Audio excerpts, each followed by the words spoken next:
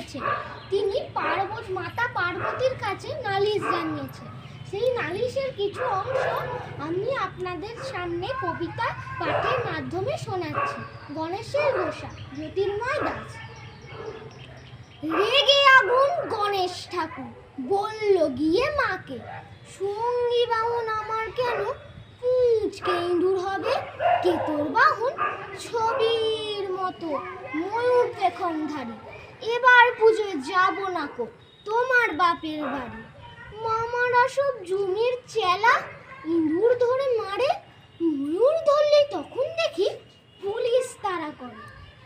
বউ দিয়েছ মানুষ নয় কো শুকনো কলার চারা।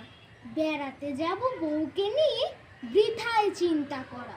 বাবাই না হয় শ্মশানবাসী, ছাই ভস্য খায়। অন্নপূর্ণার ছেলে আমি, এই কি শোভা পায়? তার সে যখন ছোট্ট ছিল, দিতে গলা টিপে বলল কেসে যাচ্ছে তাই হাতির মুন্ডু নিতে। এবার থেকে জেনে রেখো তোমার শুধু এক ছেলে, গনসা নামে ছিল না কেউ পার্বতীর 3 কুলে। কলা বউ আর ইঁদুর নিয়ে থাকবো বসে কৈলাসে, আদর খেতে তুমি যে তোমার বাপের দেশে। নমস্কার।